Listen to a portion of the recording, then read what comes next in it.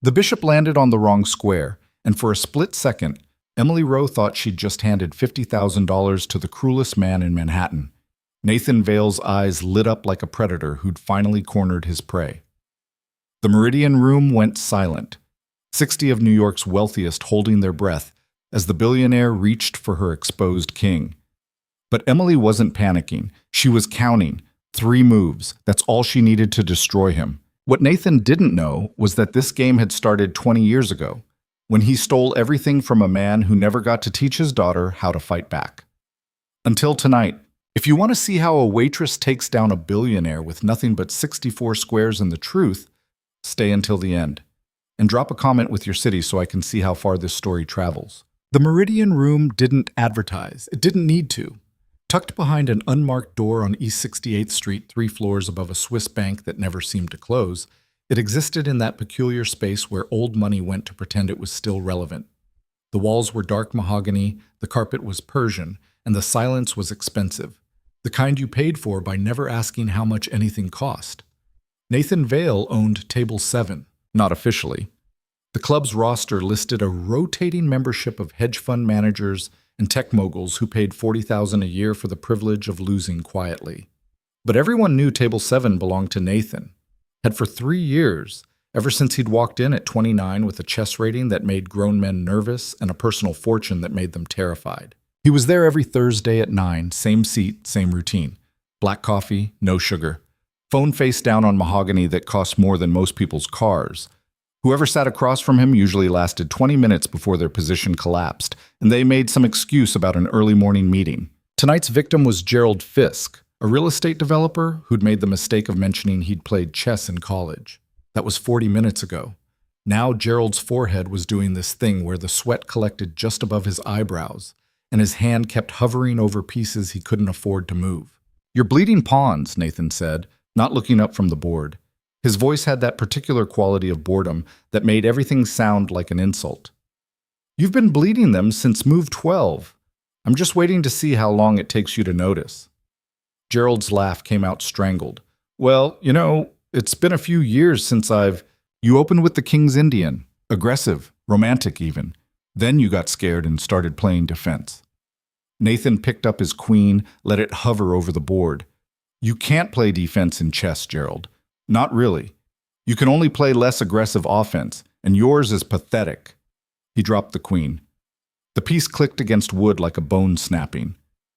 "That's checkmate in 4 moves, 5 if you waste my time trying to find a miracle." Gerald stared at the board, his face doing this slow collapse from concentration to comprehension to humiliation. Around them, the usual Thursday crowd pretended not to watch. 16 leather armchairs, 15 occupied by men who'd each lost to Nathan at least once, all of them pretending to read newspapers or discuss market trends while secretly savoring someone else's destruction. "I don't see it," Gerald said finally. "Then you're not looking." "Nathan, I really think if I just..." "You can resign now, or I can play it out and explain exactly how badly you fucked this up. Your choice, but I'm charging you the same hourly rate either way." That was Nathan's thing. He didn't play for money. He had enough money that the concept had stopped meaning anything around his second billion. He played for humiliation, for the specific pleasure of watching someone realize they were never as smart as they thought they were. Gerald resigned. He stood up too fast, the kind of jerky movement that said everything about wanting to be literally anywhere else, and mumbled something about giving Nathan a rematch sometime. They both knew that would never happen. Gerald would probably stop coming to the Meridian Room entirely. Find some other overpriced club where he could rebuild his ego in peace. Nathan reset the board, black and white pieces sliding into their starting positions with mechanical precision. He didn't celebrate wins, didn't really acknowledge them, just moved on to the next game like a shark that couldn't stop swimming. "Brutal as always, Nathan." Thomas Blackwell, the club's manager, appeared at table 7 with a fresh coffee. He was 60, British, and had the kind of accent that made everything sound either tremendously important or completely meaningless. "Gerald's a friend of the Steinberg family," Thomas continued, setting down the cup. "They won't be pleased." "Then they shouldn't have sent him to play me." "They didn't send him. He volunteered, said he'd heard stories and wanted to see if they were true. And now he knows." Nathan lifted the coffee, found it exactly the temperature he preferred. Thomas had been doing this long enough to know. Who's next? Next? It's Thursday. It's 9:30. Someone in this room is working up the courage to sit down and get destroyed. I'm just trying to speed up the process. Thomas glanced around the room, and Nathan followed his gaze out of boredom more than curiosity. The usual suspects. Harrison Webb from Webb Capital, still pretending that scandal with the escort service never happened. Michael Chen, who'd made a fortune in pharmaceuticals and lost half of it in a divorce that made Page 6 for 3 months straight. Margaret Hale, one of the few women who bothered coming to the Meridian room, sitting alone near the window doing the Times crossword in pen because she needed everyone to know she was smart. And in the corner, half hidden behind the bar, someone Nathan had never bothered noticing before. A waitress. Young, maybe 30. Dark hair pulled back in a ponytail that had started to come loose. She was standing perfectly still, holding a tray of empty glasses, watching table 7 with an intensity that seemed wrong for someone whose job was to be invisible. Who's that? Nathan asked. Thomas followed his gaze. Emily Rowe. She's been with us about 8 months. She's staring. She watches the games sometimes, on her breaks. I think she's a fan of chess. A fan. Nathan tasted the word like it was spoiled. Tell her to come here. Nathan. Tell her I want to talk to her. Thomas hesitated, which was unusual. Thomas didn't hesitate. He was too well paid and too British for that. But something about this request made him pause. She's working, he said finally.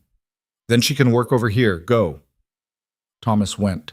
Nathan watched the interaction from across the room. Thomas approaching, leaning in to speak quietly. The waitress, Emily, going very still, the way rabbits do when they think a predator might not have seen them yet. Thomas gesturing toward table 7. Emily shaking her head, small, sharp movements that said no in about 15 different ways. But Thomas was persistent, and whatever he said next made Emily's shoulders drop in defeat. She set down her tray and crossed the room. Up close, she looked tired. The kind of tired that wasn't about one bad shift, but about months or years of them stacking up. Her uniform was clean but worn. The black pants had been hemmed at least twice, and her white shirt had a stain near the collar that she'd tried to hide with her apron. No makeup. No jewelry except a watch that had stopped working, the hands frozen at 3:17. Mr. Vale, she said quietly, not quite making eye contact. Thomas said you wanted to speak with me. Sit down. I'm working. I'm aware. Sit down anyway. She didn't move.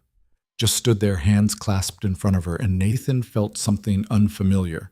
The faint friction of someone not immediately doing what he wanted. I could have Thomas fire you, Nathan said, conversational. Right now. One word and you're unemployed. Or you could sit down, we'll talk for 5 minutes, and then you go back to collecting glasses. Which sounds better? Emily's jaw tightened. For a second, Nathan thought she might actually tell him to fuck off, which would have been interesting. But instead, she pulled out the chair Gerald had vacated 20 minutes ago and sat down. Do you play? Nathan asked, gesturing to the board. Sometimes. Sometimes. How diplomatic. You either play or you don't. I play. How long? Since I was a kid. Rating? She hesitated. I don't have one. Never competed?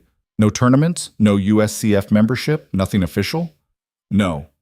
Nathan leaned back, studying her. She was still avoiding eye contact, looking at the chessboard instead, and there was something about the way she looked at it. Not casual, not curious, but hungry. Here's what's going to happen, he said. You and I are going to play a game. Right now. If you win, which you won't, I'll give you $50,000. Cash. Thomas can verify I'm good for it. Emily's eyes snapped up to meet his for the first time. They were brown, dark, and absolutely furious. And if I lose, you quit. Tonight. Walk out of the Meridian room and never come back. That's not a fair wager. I don't do fair. I do interesting. And you watching my games from the corner every Thursday for 8 months, that's interesting. So either you're fascinated by chess or you're fascinated by me, and I'm betting it's the former, which means you want to play. The room had gone quiet again. Not the polite quiet from earlier, but something sharper. Everyone was listening now, even the ones pretending not to be. Why would you offer this? Emily asked. Boredom, curiosity, take your pick. You want to humiliate me. I want to see if you're worth humiliating. There's a difference. Nathan gestured to the board. One game, standard rules. You can have white if it makes you feel better.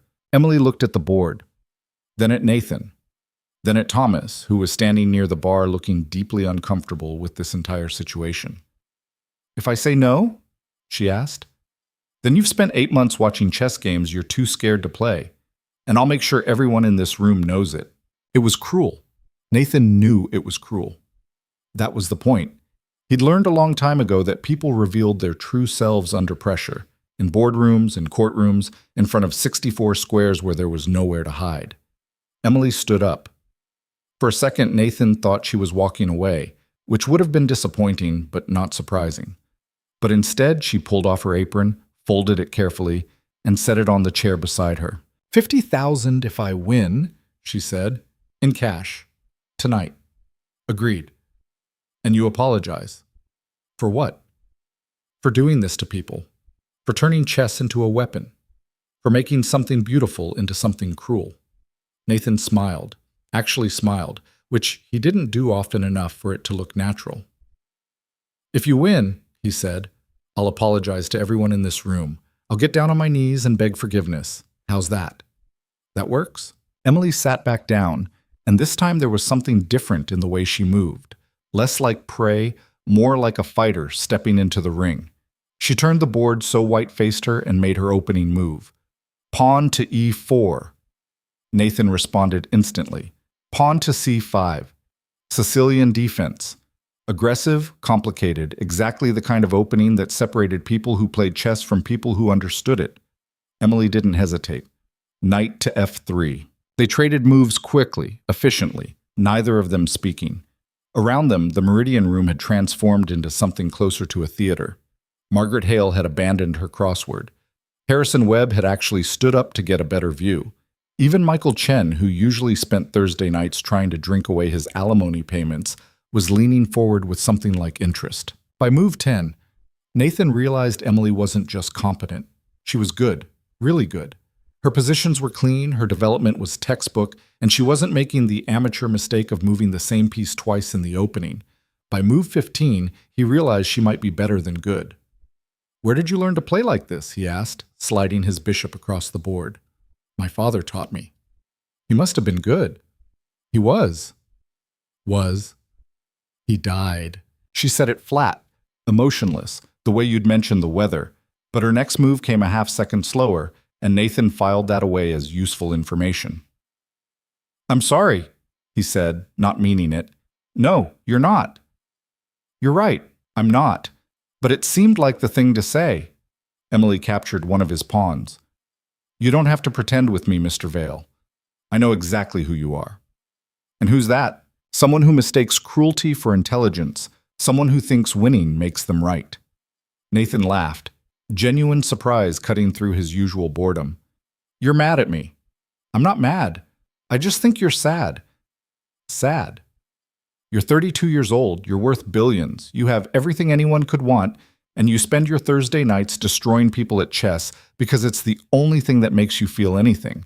That's not power, that's desperation. She moved her queen and Nathan felt the first cold touch of actual concern.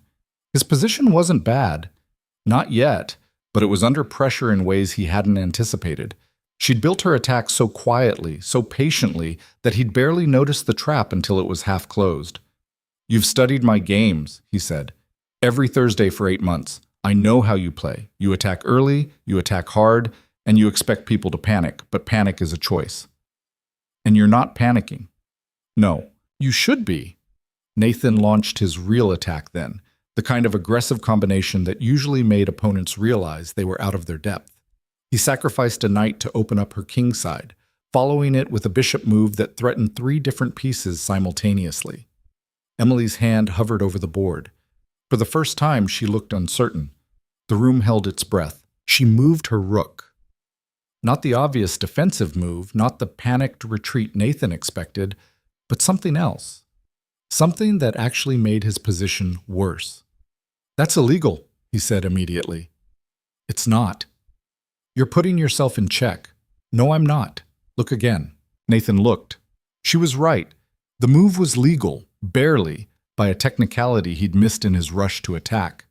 And now his bishop was hanging, his knight was out of position, and she'd somehow turned his aggression into a weakness. "Who the fuck are you?" he asked quietly. Emily met his eyes. "Someone you should have been nicer to." They played in silence after that. The game had moved past conversation into something purer, more brutal. Every move mattered now. Every decision carried weight. Nathan tried everything. Tactical combinations that had destroyed grandmasters. Positional squeezes that had made grown men resign. But Emily saw through all of it, deflecting his attacks with minimal moves, never wasting time, never giving him the chaos he needed. By move 35, Nathan's advantage had evaporated. By move 40, he was fighting for a draw. By move 45, he was losing. The Meridian Room had never been this quiet. 16 people watching two players bent over a board, the only sound the soft click of pieces on wood and the increasingly rapid rhythm of Nathan's breathing. He was sweating, actually sweating, something he couldn't remember doing in years. His coffee had gone cold, his phone had buzzed 6 times with messages he didn't care about, and none of it mattered because he was losing to a waitress in front of everyone who mattered. "You're going to resign," Emily said softly. Not a question. "No. Your position is lost. You have maybe 6 moves before checkmate. You know it. I know it. Everyone watching knows it." "Then play them out." "Why? So you can delay the inevitable? So you can pretend there's still hope?" Nathan's hand tightened around his king. "Because I said so." Emily nodded slowly. "Okay, if that's what you want." She made her next move, and Nathan saw the whole sequence. Unavoidable, elegant, absolutely devastating. She'd been planning this for at least 10 moves, building the trap while he'd been too angry to notice. He had one chance. One desperate, stupid chance. Nathan glanced toward the bar, caught Thomas's eye, and gave the smallest nod. What happened next happened fast. Thomas moved toward Emily with a fresh coffee, stepping between her and the board. In the split second her attention was divided, Nathan reached across, adjusting his position just slightly. Nothing illegal, nothing obvious, just enough to change the geometry of the attack she'd built. But Emily's hand was already moving.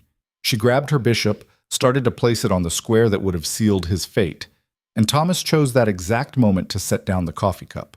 It didn't spill. That would have been too obvious. But the sound, the movement, made Emily's hand twitch. The bishop landed one square to the left of where she'd intended. The wrong square. Nathan's heart jumped. Touch move rule. The piece stays. Emily looked down at the board, and Nathan watched her face cycle through comprehension, anger, and something that might have been fear. She'd just blundered, badly. The bishop was hanging, completely undefended, and if Nathan took it, her entire attack would collapse. "That's not where I meant to put it," she said quietly. "Doesn't matter. You touched it. You moved it. It stays. Club rules. You had Thomas distract me. I had Thomas bring you coffee. If you can't handle distractions, you shouldn't play in public." Emily looked at Thomas, who had gone very pale and very British, and was staring at a point on the wall like he desperately wished to be anywhere else. "Mr. Vale," Thomas started. "The rules are clear," Nathan said. "Aren't they, Thomas?" Silence. "Aren't they?" "Yes," Thomas said finally, barely audible. "Touch move is standard." Nathan reached for the bishop, already planning his next 6 moves. He'd take the piece, consolidate his position, and grind out the endgame. It wouldn't be pretty, but it would be a win, and that's what mattered. His fingers were an inch from the bishop when Emily spoke. "Take it," she said. Nathan paused. "What?" "Take the bishop. You want it so badly. Take it." Something in her voice made Nathan hesitate. She wasn't panicking, wasn't pleading. She was calm. Too calm. "Are you sure?" he asked. "I'm sure." Nathan took the bishop. Emily smiled. It wasn't a big smile, barely there, really, but it was the smile of someone who'd just won something important, and Nathan felt ice in his stomach. She moved her queen. Nathan stared at the board. "No." Emily moved her rook. "No, no, no." She moved her knight, and Nathan saw it, all of it, the entire sequence. She'd sacrificed the bishop on purpose. Let him take it. Let him think he'd won, and now… That's checkmate in 3 moves, Emily said quietly. You can play them out if you want, or you can resign. Nathan looked at the board, looked at Emily, looked at the 16 people watching him with expressions ranging from shock to barely concealed joy. He tipped over his king. The sound of it hitting the board was the loudest thing in the Meridian room. For a long moment, nobody moved. Then Harrison Webb started clapping, slow and deliberate, and the sound spread through the room like wildfire. Margaret Hale was laughing. Michael Chen was shaking his head in disbelief. Even Thomas had this tiny smile, quickly suppressed but definitely there. Emily stood up, smoothed down her shirt, and extended her hand across the board. $50,000, she said. Cash. Tonight. Nathan stared at her hand like it was a weapon. You cheated. I didn't. You had that sequence planned from the beginning. The bishop blunder was deliberate. Yes, that's strategy, which is what chess is. You attack, I defend, I counterattack. You tried to cheat by having Thomas distract me. I turned your cheat into my trap. That's not against the rules, that's just better chess. Nathan wanted to argue, wanted to flip the board, call security, do something to stop this from being real. But he couldn't, because she was right. She'd played him perfectly, and he'd walked into it like an amateur. The money, Emily said again, her hand still extended, steady as stone. You promised. Nathan pulled out his phone, opened his banking app, and made the transfer. $50,000. From his account to hers. The transaction completing with a soft chime that sounded like the end of the world. There, he said. You got what you wanted. Congratulations. Not quite, Emily said. You also promised an apology. I'm not… You said if I won, you'd get on your knees and apologize to everyone in this room. Or were you lying? The Meridian room went silent again, but this was a different silence. Hungry, expectant. Everyone waiting to see if Nathan Vale would actually do it. He looked around the room. At Gerald Fisk, who'd come back in to see what the commotion was. At Harrison and Margaret and Michael and all the others who'd sat across from him and lost and hated themselves for it. Slowly, Nathan stood up. Slower still, he got down on his knees. The carpet was expensive, but it still hurt. I apologize, he said, the words tasting like poison. For being cruel. For turning chess into a weapon. For all of it. He looked up at Emily, expecting triumph, expecting smugness, expecting anything except what he saw. Sadness. You're still missing the point, she said quietly. This was never about me beating you. It was about you understanding what you've been doing to people. I understand. No, you don't. But maybe someday you will. She turned to leave, and Nathan felt something crack inside him, pride or ego or whatever part of him had needed this to end differently. Who are you? He called after her. Really? Emily stopped at the door, her hand on the frame, and looked back. My name is Emily Rowe, she said. And my father was Dr. David Rowe. He taught mathematics at Columbia. 20 years ago, he developed an algorithm for high-frequency trading that would have changed everything. He was going to publish it, share it with the academic community, make it open source so everyone could benefit. Nathan's blood went cold. But someone stole it, Emily continued. Stole the research, stole the patents, built an empire on my father's work while he got nothing. The stress destroyed him. Heart attack at 53, dead before the ambulance arrived. And the person who stole everything? She smiled, and it was the cruelest expression Nathan had ever seen. That was you, Mr. Vale. Your entire fortune, every dollar, every asset, every bit of power you've used to hurt people. All of it came from my father's algorithm, the one you took when you were a 22-year-old intern at Steinberg Capital, the one you claimed as your own. Nathan couldn't breathe. I have the original proof, Emily said. Dated, notarized, my father's handwriting on every page. I've had it for 8 months. Ever since I started working here, watching you, learning everything about you, and now I'm going to take it to every law firm, every newspaper, every regulatory agency that will listen. You can't prove… I can prove all of it. And after tonight, after you humiliated yourself in front of everyone who matters, nobody's going to defend you. Nobody's going to believe the brilliant Nathan Vale didn't cheat his way to the top. She pulled her apron back on, tied it carefully, and picked up her tray of glasses. Enjoy the rest of your evening, Mr. Vale, Emily said. I have tables to clear. She walked out of the Meridian room and Nathan stayed on his knees, unable to move, unable to think, while around him the walls of his carefully constructed empire began their long, inevitable collapse. Nathan stayed on his knees for exactly 47 seconds after Emily left. He counted them, each one stretching longer than the last, while 16 pairs of eyes burned holes in his back. Then he stood up, brushed off his pants like nothing had happened, and walked out of the Meridian room without looking at anyone. His driver was waiting outside, the black Mercedes idling in a loading zone that would have gotten anyone else a ticket. Nathan slid into the back seat and pulled out his phone. "Home, Mr. Vale?" Marcus asked from the front. "Office." "Sir, it's almost 11, Sam. Office, now." The car pulled into traffic and Nathan started making calls. First to his head of legal, a woman named Catherine Marsh, who charged $800 an hour and earned every penny. She picked up on the second ring. "Nathan, it's late. This better be. Someone's going to come after me with stolen IP claims. I need you to pull every document from the Steinberg Capital days, every contract, every NDA, every piece of paper with my name on it." Silence on the other end. Then, "What happened?" "Just do it. I want everything on my desk by morning." "Nathan, if someone's making accusations, we need to discuss strategy before—" "Morning, Catherine. Not negotiable." He hung up and dialed his CFO, Michael Brennan, who was probably already asleep and wouldn't appreciate being woken. Nathan didn't care. "Yeah?" Michael's voice was thick with sleep and irritation. "The algorithm, the trading algorithm the entire company is built on. I need the original patent documentation, all of it." "Why? Nathan, what's going on?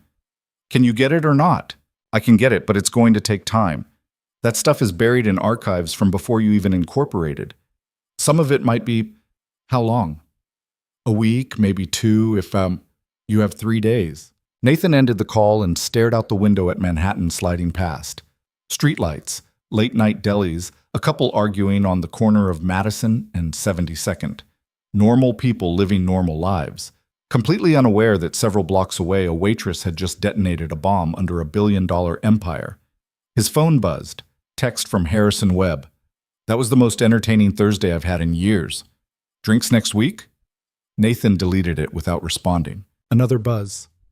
"Margaret Hale this time. She destroyed you. I've never seen anything like it. Who is she?" Delete. Michael Chen. "If even half of what she said is true, you're fucked." Nathan turned off his phone. The Vale Capital offices occupied floors 30 through 34 of a glass tower in Midtown. At this hour, the building was mostly empty except for security and the handful of analysts who practically lived in their cubicles. Nathan took the private elevator to 34, his executive floor, and went straight to his office. Floor-to-ceiling windows. A desk made from a single piece of walnut that cost more than a car. Bookshelves lined with first editions he'd never read and awards he didn't remember winning. Everything designed to project power, success, the kind of wealth that didn't need to announce itself. Nathan poured himself 3 fingers of scotch from the bar cart and sat down at his desk. David Rowe. The name had been buried for so long Nathan had almost convinced himself it didn't matter.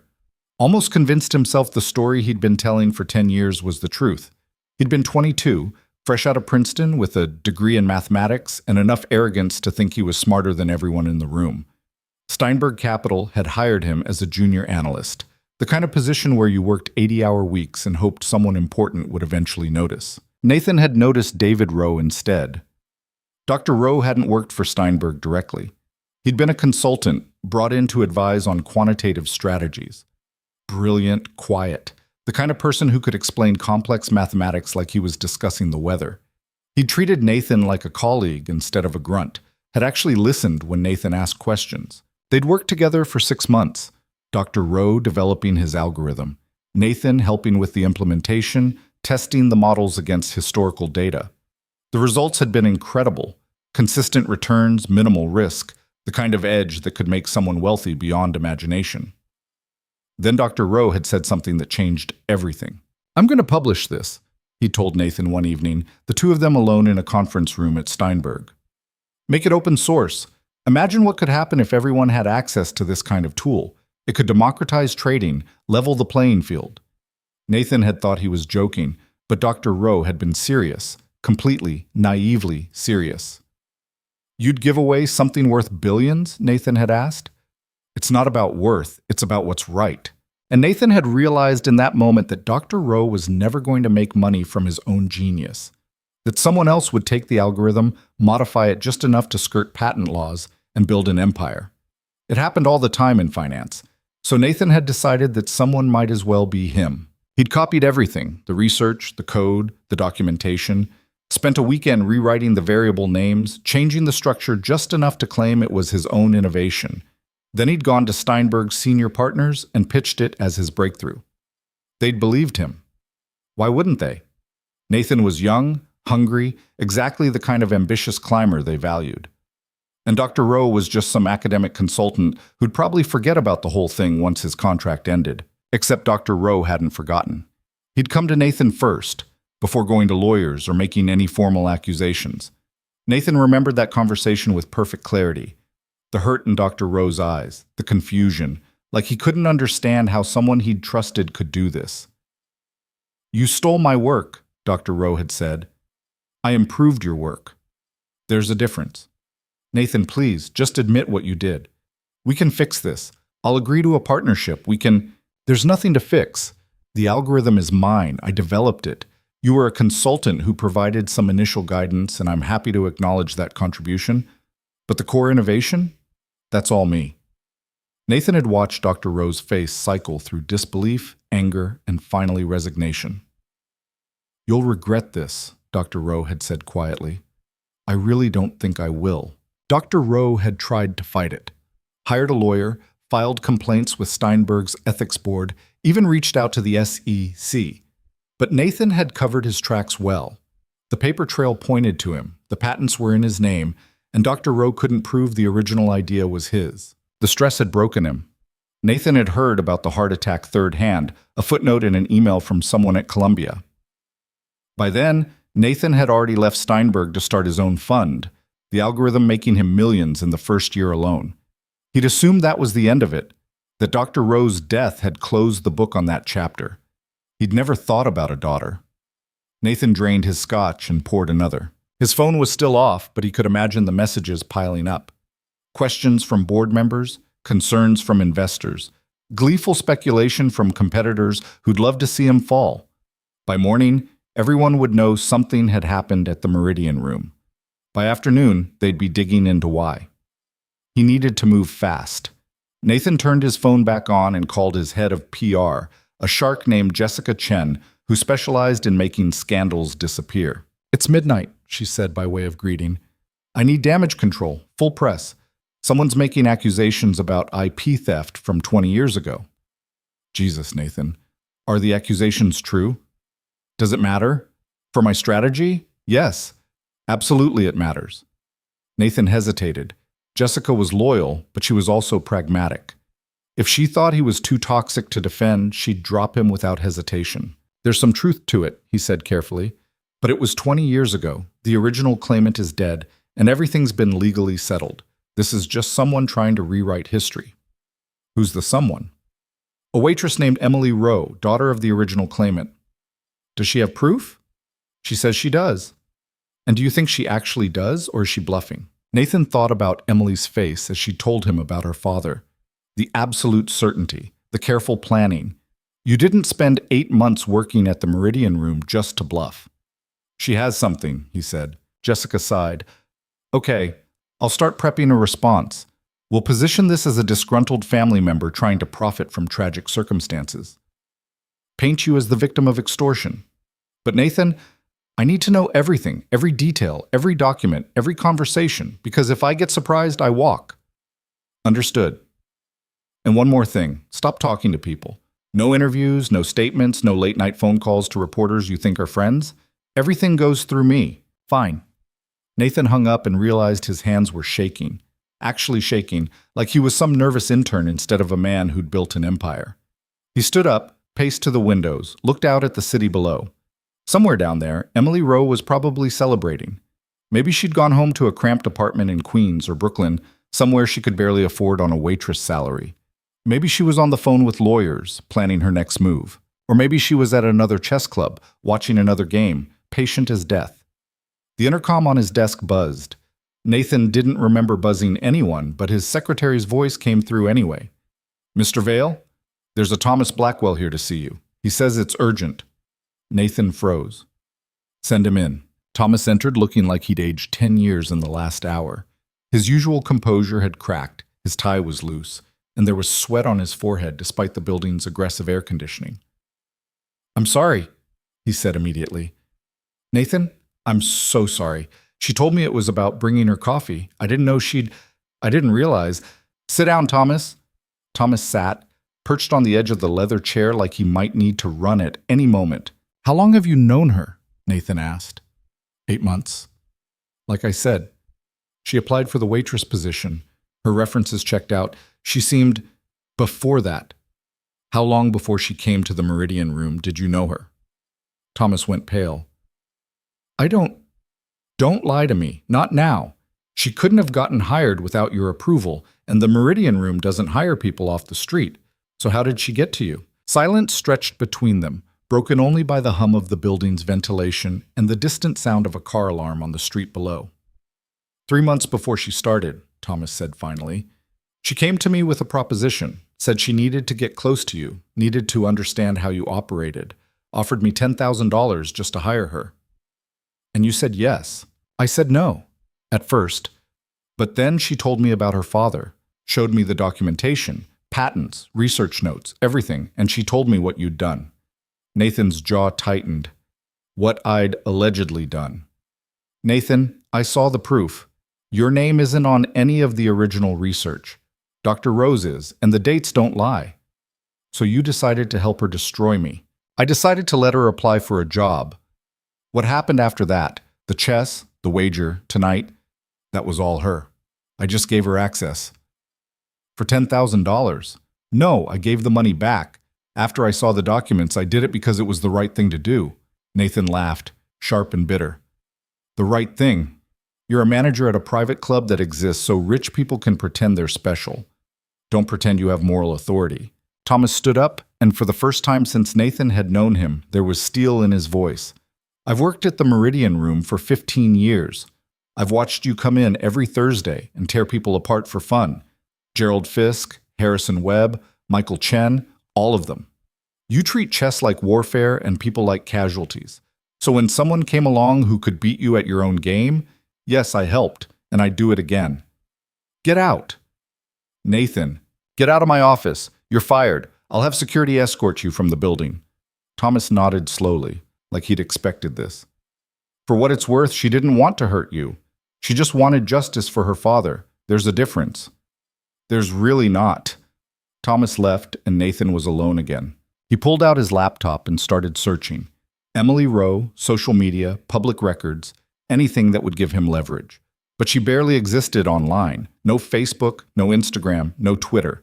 Just a LinkedIn profile that listed her as a graduate student at NYU, degree in mathematics, no current employment listed.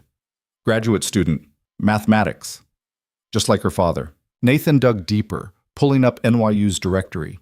Emily Rowe was listed as a doctoral candidate in applied mathematics, currently on academic leave. Her advisor was Dr. Sarah Chen, a professor Nathan vaguely recognized from conference circuits. He found Dr. Chen's email and started composing a message, then stopped. What was he going to say?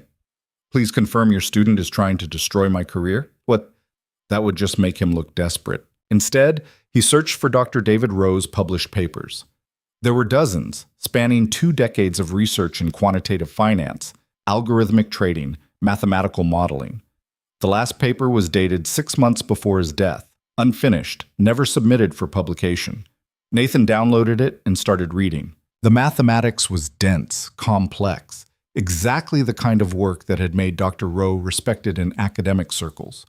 But buried in the appendix was something Nathan recognized, an early version of the algorithm, not quite refined, but unmistakably the foundation of everything Nathan had built. And in the acknowledgments section, Dr. Rowe had written, "With thanks to my daughter Emily, whose insight and patience made this work possible. Nathan's stomach dropped. She'd helped him develop it. She hadn't just inherited her father's research, she'd been part of creating it, which meant she understood the algorithm better than almost anyone alive, better than Nathan did. His phone buzzed, a text from an unknown number. "You're probably researching me right now, finding out I'm not just some waitress." "Good. You should know exactly who's coming for you." Nathan stared at the message, his blood going cold. Another text. "I gave you a chance to be decent tonight, to apologize, to show even a hint of humanity. You couldn't even do that convincingly." And another. "So now we do this the hard way. Sleep well, Mr. Vale." Nathan tried to call the number. It went straight to voicemail, a generic automated message. He threw his phone across the room. It hit the far wall and cracked, the screen going dark. For a long time, Nathan sat in his office, staring at nothing, feeling the walls close in. He'd built everything on a foundation of theft, and now the ground was crumbling beneath him. The worst part was knowing that Emily had planned this perfectly. The 8 months at the Meridian Room, watching his games, learning his patterns. The careful performance tonight, letting him think he was in control right up until the moment she crushed him. Even the blundered bishop, she'd predicted he would cheat, had built her trap around that prediction. She'd played him like he was an amateur, and now she was going to destroy him with the same methodical precision she'd used to destroy his position on the board. Nathan's office door opened without warning. Catherine Marsh walked in, her expression grim. "I pulled the Steinberg files," she said. "We have a problem." "How bad?" "Worse than bad. The original IP assignment documents, the ones that would prove you developed the algorithm independently, they're not in the archives." "What do you mean they're not there?" "I mean, they don't exist, Nathan. There's no paper trail establishing you as the original creator. Everything we have shows you implementing an existing system, not inventing a new one. And if someone has documentation proving Dr. Rowe developed it first..." She didn't need to finish the sentence. Nathan stood up, walked to the window, pressed his forehead against the cool glass. "Can we settle?" he asked quietly. "With who?" "If Emily Rowe goes public, we're not dealing with a civil suit. We're dealing with fraud charges, SEC violations, possibly criminal theft of trade secrets. You can't settle your way out of that." "Then what do we do?" Catherine was quiet for a long moment. When she spoke, her voice was careful, measured. "You tell me the truth. All of it. And then we figure out if there's any way to survive this." Nathan turned around, looked at his lawyer, one of the best in New York, someone he'd paid millions over the years, and saw doubt in her eyes. "I stole it," he said, 20 years ago.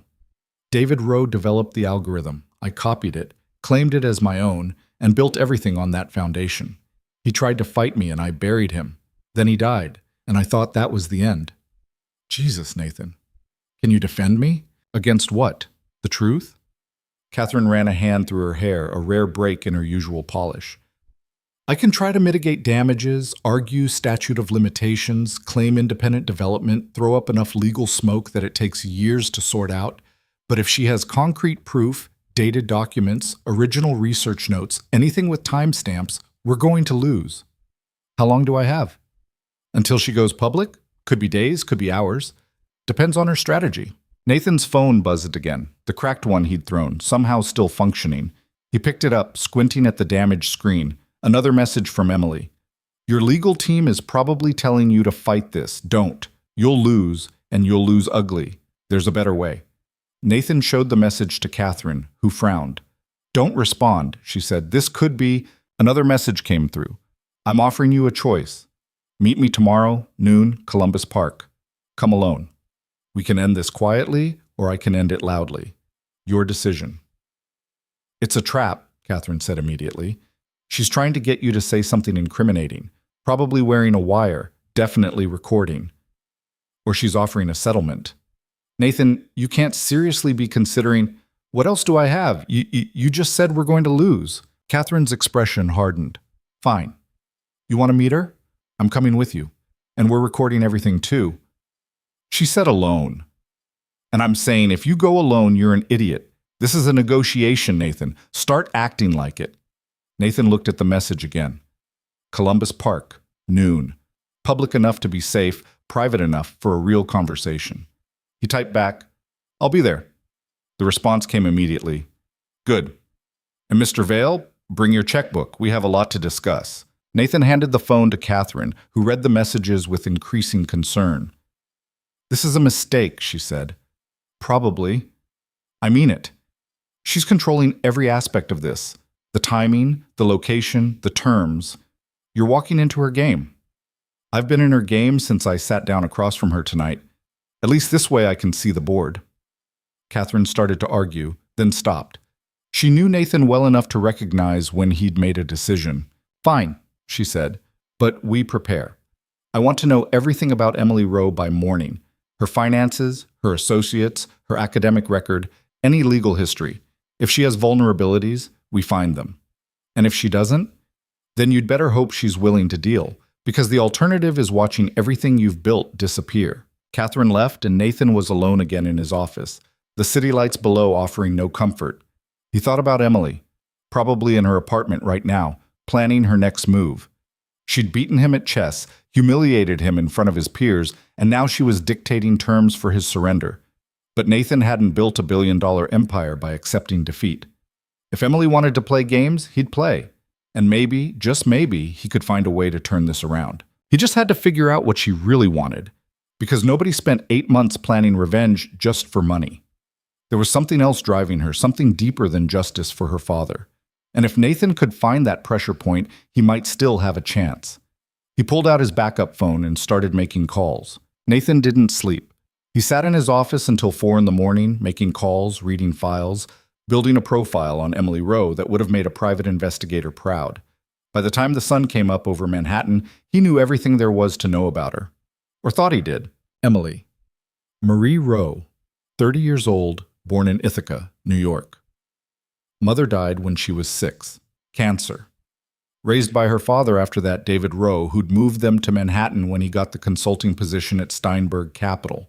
Straight A's through high school, full scholarship to MIT for undergraduate mathematics, then Columbia for her master's. Started the doctoral program at NYU 3 years ago, went on academic leave 2 years in. Financial records showed she was drowning. Student loans that would take decades to pay off. Credit card debt. A third-floor walk-up in Washington Heights where the rent was 2 months overdue. She'd worked 6 different jobs in the last 3 years. Coffee shops, tutoring, test prep, whatever paid. The Meridian Room gig was her most recent and probably her most stable. But buried in her academic records was something interesting. Emily had published 2 papers in the last year, both in prestigious journals, both on algorithmic trading strategies. The mathematics was advanced, elegant, and according to the citations, generating significant interest in quantitative finance circles. She was brilliant. Not just smart, but genuinely brilliant in the same way her father had been, which made her dangerous. Nathan's backup phone rang at 6. Catherine, already at her office despite the hour. I found something, she said without preamble. Emily Rowe filed a complaint with the SEC 4 months ago.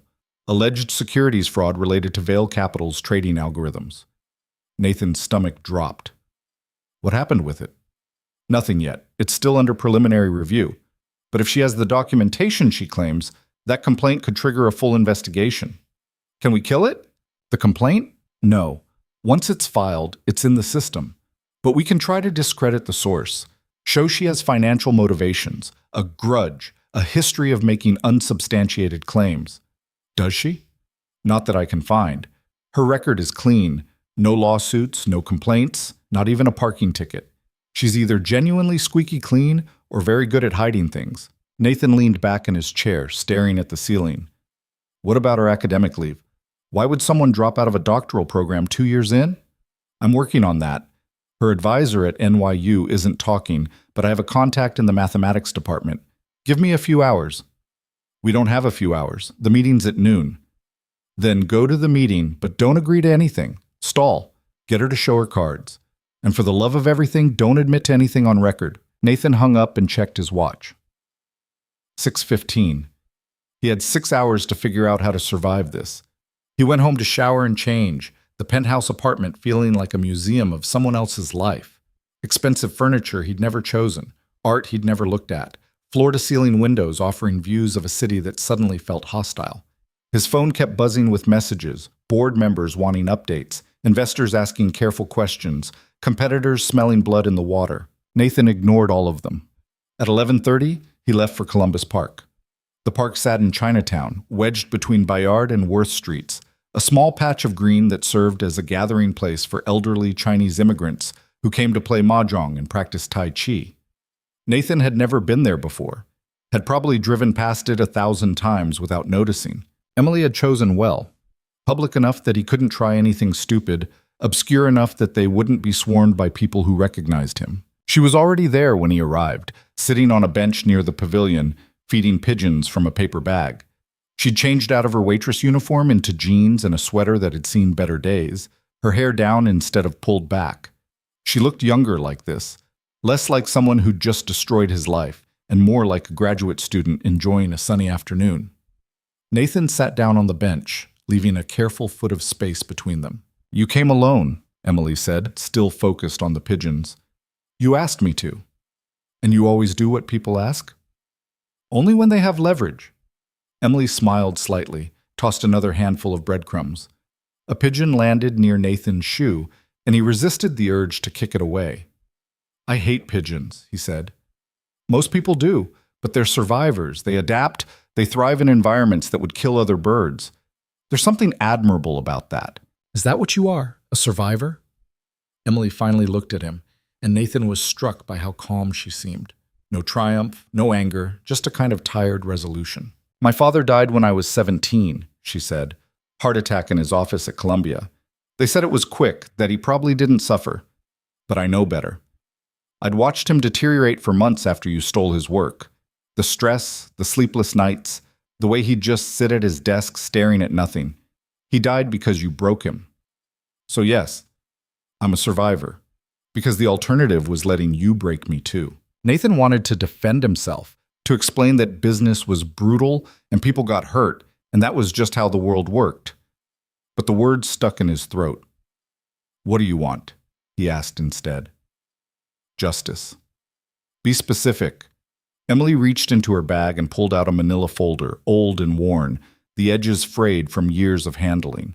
She set it on the bench between them. "This is my father's original research, dated, notarized, with his handwriting on every page. The algorithm you built your empire on, it's all here, in his words, developed over 2 years before you claimed to invent it." Nathan didn't touch the folder. "That doesn't prove I stole it." "No, but this does." She pulled out a second folder, thinner, and opened it to reveal a series of emails. Nathan recognized his own email address from 20 years ago, the Steinberg Capital domain he'd used as an intern. "You sent these to yourself," Emily said, her voice flat. "My father's research files, his code, everything. You copied it all from the shared server and emailed it to your personal account. Then you deleted the original emails from the server, but you forgot something." She pointed to one of the printouts. "Server logs. Steinberg kept backups of everything, including deletion logs. I filed a discovery request through my SEC complaint, and they pulled these for me last week." Nathan's blood went cold. He'd been so careful, had covered his tracks so meticulously, but he'd been 22 and arrogant, and the idea that server logs would still exist 2 decades later hadn't occurred to him. "These logs show you accessing my father's files 17 times in a 2-week period," Emily continued. "Downloading them, copying them, sending them to external email addresses. And the timestamps match exactly with when you presented your algorithm to Steinberg's partners." She closed the folder with a soft snap. "So when I ask what I want, the answer is simple. I want you to admit what you did, publicly. I want you to return every dollar you made from my father's work. And I want you to face criminal charges for fraud and theft of intellectual property." Nathan stared at the folders like they were live grenades. Everything she'd said was true, and they both knew it. But admitting it meant destroying everything, his company, his reputation, probably his freedom. "That's not going to happen," he said quietly. "Then I go public. Tomorrow. I've already written the press release. I have meetings scheduled with the Wall Street Journal, the Times, Bloomberg. I have my lawyer ready to file a criminal complaint with the Manhattan DA's office. And I have every major investor in Vail Capital on a list to receive copies of this documentation. You destroy the company. Hundreds of people work for me. Pension funds are invested in us. You'd hurt a lot of innocent people just to get revenge." Emily's laugh was sharp and bitter. Don't you dare try to make this about protecting others. You didn't think about innocent people when you stole from my father. You didn't think about me, growing up without a parent, because the stress you caused killed him. You thought about yourself, your ambition, your money. So don't pretend you've suddenly developed a conscience. Nathan leaned back, feeling the situation slip further from his control. He needed leverage, needed something to bargain with, but Emily had thought of everything. How much? He asked. Excuse me? How much money would make this go away? I'll write you a check right now. 10 million, 20. Name your price. Emily stood up, and for a second Nathan thought she was walking away. But instead she moved to stand in front of him, looking down with an expression of pure contempt. You really think this is about money? That I spent 8 months planning this, worked as your waitress, studied every aspect of your life just to shake you down for a payout? Everyone has a price. Not me. Because unlike you, I actually cared about my father. And unlike you, I understand that some things matter more than money. She picked up the folders, holding them against her chest like they were precious. You have 24 hours, she said. Admit what you did, or I do it for you. Those are the only options. Nathan stood up too, his mind racing. Wait. Just wait. You want justice for your father? Fine. I'll set up a foundation in his name, fund mathematics scholarships, endow a chair at Columbia. We can make sure his legacy actually means something instead of just destroying mine. His legacy is the algorithm you stole. Returning it is what makes his legacy mean something. I can't just return it. The algorithm is the foundation of everything. You take that away, and Vail Capital collapses. Hundreds of employees lose their jobs. Retirement accounts get wiped out. You'd be hurting people who never did anything to you. Emily's expression didn't change. Those people work for a company built on fraud. If it collapses, that's on you, not me. I'm just telling the truth. She started to walk away, and Nathan felt panic rise in his chest. What if I give you the company? He said desperately. Emily stopped. What? Vail Capital, I'll sign it over to you. Controlling interest, board seats, everything. You can run it, change it, do whatever you want with it. Just don't go public with this. Emily turned around slowly. You'd give me your company. Yes. The company you built by stealing my father's work. Yes. She studied him for a long moment, and Nathan couldn't read her expression. Let me get this straight, she said finally. You'd rather give me billions of dollars in assets than admit you stole them in the first place. I'd rather find a solution that doesn't destroy everything. No, you'd rather avoid consequences. There's a difference. Emily walked back to the bench, sat down, and gestured for Nathan to sit too. He did, wary, feeling like he was being set up for something, but not sure what. Here's what's going to happen, Emily said. You're going to go back to your office and prepare a full confession. Every detail of how you stole my father's algorithm, how you built your company on that theft, how you've been profiting from his work for 20 years. You're going to submit that confession to the SEC, the DA's office, and every major financial publication. And then you're going to resign from Vail Capital and surrender any claim to assets derived from the stolen algorithm. That's insane. That's justice. Emily, please, be reasonable. There has to be a middle ground here. There isn't. You either tell the truth or I tell it for you. Those are the only options. Nathan felt something snap inside him. You self-righteous. Do you have any idea what you're asking? I've worked for 20 years to build this. I've earned my success. You've earned nothing. You stole everything. I improved the algorithm. I made it better, more efficient, more profitable. Your father's version was academic theory.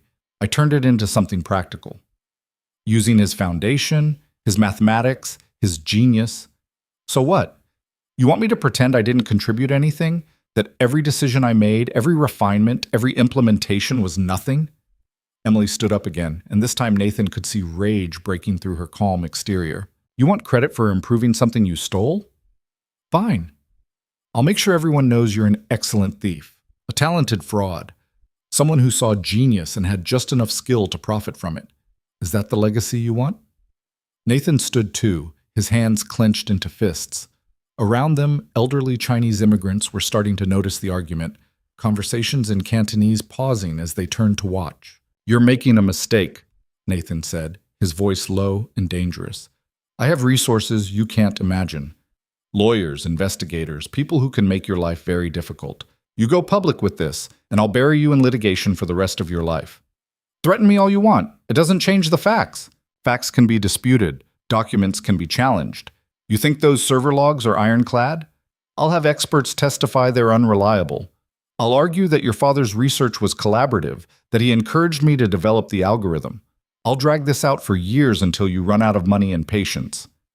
Emily smiled, and it was the coldest expression Nathan had ever seen. "Go ahead, try. Because while you're fighting me in court, I'll be giving interviews, writing articles, making sure everyone knows exactly who Nathan Vale really is.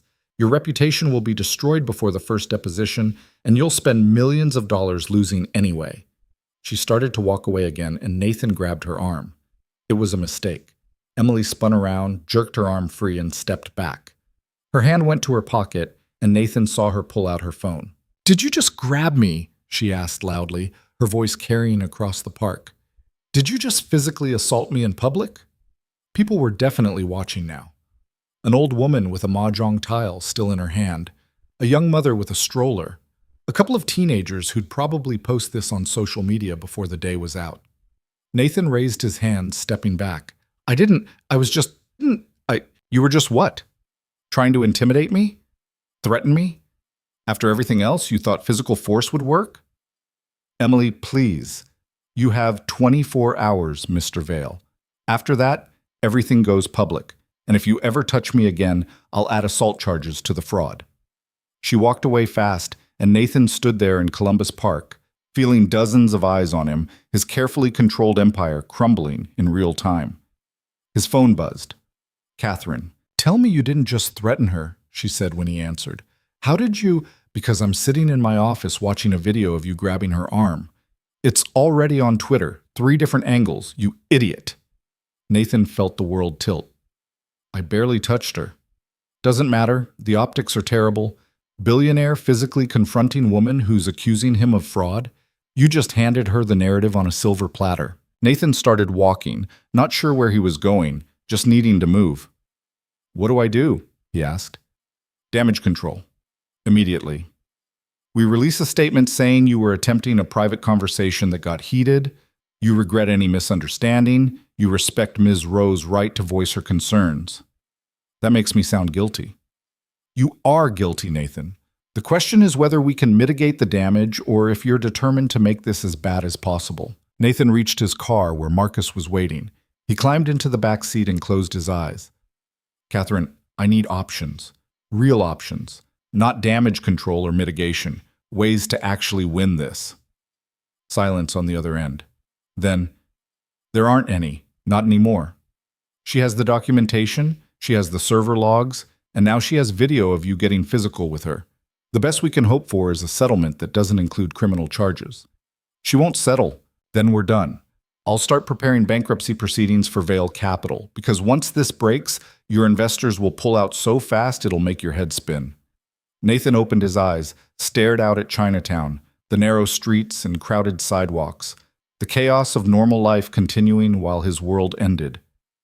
"There has to be something," he said quietly. "There isn't. I'm sorry, Nathan. You gambled on being smarter than everyone else, and you lost. It happens." She hung up.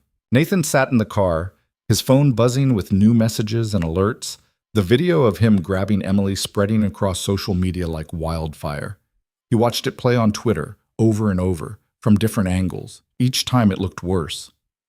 "Mr. Vale?" Marcus asked from the front seat. "Where to?"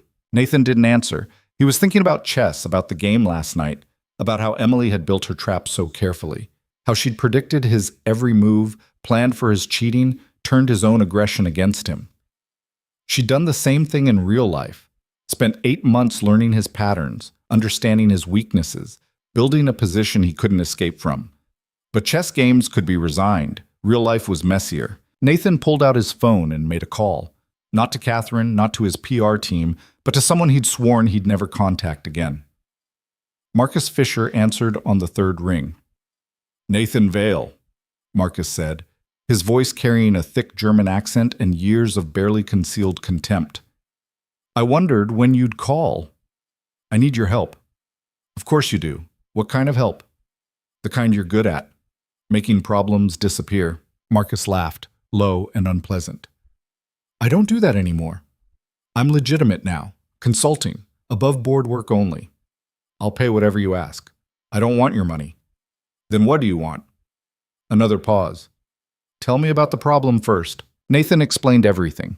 Emily, the stolen algorithm, the documentation, the server logs, the video that was currently destroying his reputation in real time. Marcus listened without interrupting, and Nathan could almost hear him thinking, calculating. This Emily Rowe, Marcus said finally. She sounds smart. She is. Smarter than you, maybe. Maybe? And you want me to, what? Threaten her? That worked so well for you in the park. I want you to find something I can use. Everyone has secrets, Marcus. Everyone has something they don't want exposed. Find hers.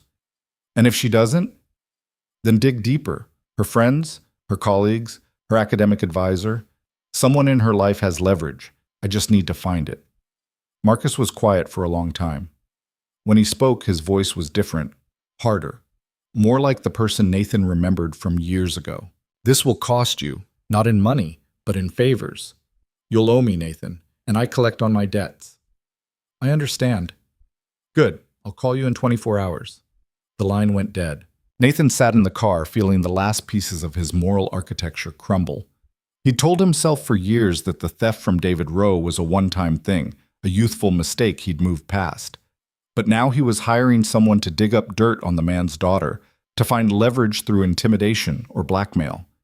He was becoming exactly what Emily had accused him of being, but survival mattered more than principles. Home, Mr. Vale? Marcus asked again from the front seat. No, Nathan said.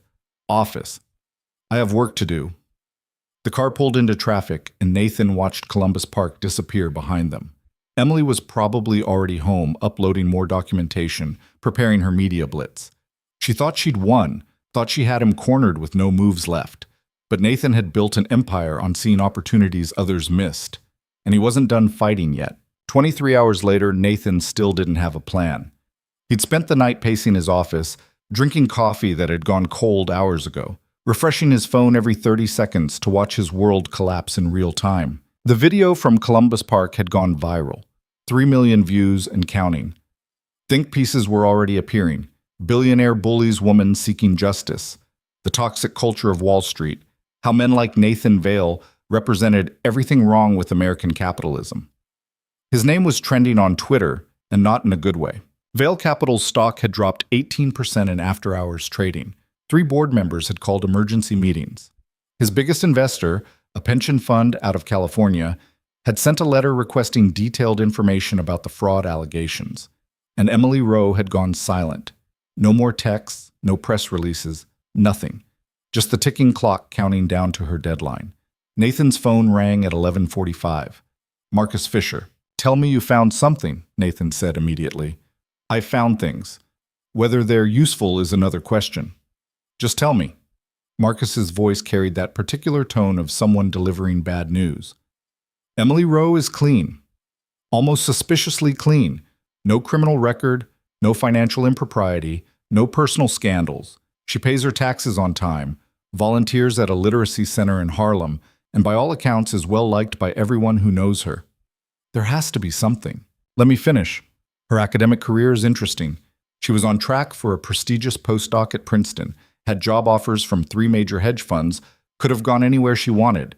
Then 2 years ago, she dropped everything, left her program, turned down the offers, took a leave of absence that's technically still ongoing. Nathan sat up straighter. Why? Her advisor wouldn't say, but I found someone who would, a former classmate who works at Morgan Stanley now. According to him, Emily's father left her something in his will. Not money, because David Rowe died broke, but documentation. Research notes, server logs, everything related to his work at Steinberg Capital. We already know about the documentation. Yes, but here's what you don't know. Emily spent 2 years trying to do this legally. She filed complaints with the SEC, reached out to lawyers, tried to build a case through proper channels. Every single attempt went nowhere. The statute of limitations had passed, the evidence was circumstantial, and she didn't have the resources to fight a protracted legal battle against your army of lawyers. Marcus paused, and Nathan could hear papers shuffling on the other end. So she changed strategies, Marcus continued. She realized she couldn't beat you in court, but she could beat you in public opinion. That's when she applied to work at the Meridian Room. That's when she started planning this whole elaborate chess game. She spent 8 months studying you, learning your patterns, waiting for the perfect moment to strike. Tell me something I can use, Marcus. I'm getting there. Emily has a younger brother. Andrew Rowe, 25, lives in Portland. He's an addict. Opioids. Started after a skiing accident 3 years ago. Got bad enough that he's been in and out of rehab 4 times. Emily has been paying for his treatment out of her own pocket, which is why she's drowning in debt. Nathan felt a cold satisfaction settling in his chest. Where is he now? Currently in a facility in Oregon. Expensive place, very private. Emily wired them $8,000 last week to keep him there another month. Can we get to him? Physically? Sure. But Nathan, listen to me carefully. If you go after her brother, you cross a line you can't uncross. Emily will fight back twice as hard, and you'll look even worse than you already do. I'm already destroyed. What's a little worse? The difference between losing your company and going to prison. You threaten her family, she'll have you arrested for extortion, and unlike the IP theft, that case would be easy to prove. Nathan closed his eyes, feeling the trap Emily had built closing from every angle. Even the one potential leverage point he'd found was booby-trapped. Is there anything else? He asked. One thing, Emily's advisor at NYU, Dr. Sarah Chen. She's the one who approved Emily's academic leave, and according to my source, she's very protective of her students. But Dr. Chen also sits on the board of a mathematics foundation that receives significant funding from your company. Nathan's eyes opened. How significant? $2 million a year? Endowed scholarships, research grants, the whole thing. If that funding disappeared, the foundation would have to cut half its programs. And Dr. Chen would want to prevent that. Presumably. Though using it as leverage is risky. Academics don't respond well to financial threats. And if Emily finds out you tried to pressure her advisor, it's just more ammunition. Nathan stood up, walked to his window, looked out at Manhattan. Somewhere in this city, Emily was preparing to destroy him. And all he had were bad options, and worse ones. Do it anyway, he said. Contact Dr. Chen very carefully, very subtly. Just make sure she understands that continued funding depends on the foundation maintaining good relationships with Vail Capital's interests. Nathan, I don't have time for ethics lectures, Marcus. Just do it. He hung up and checked his watch. 12:15. Emily's deadline had passed 15 minutes ago. His phone buzzed immediately. Not a call, but an email.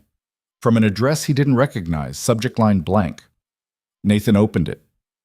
The email contained a single link to a document hosted on a secure server. Nathan clicked it, his heart pounding, and found himself staring at a press release scheduled to go live in 2 hours.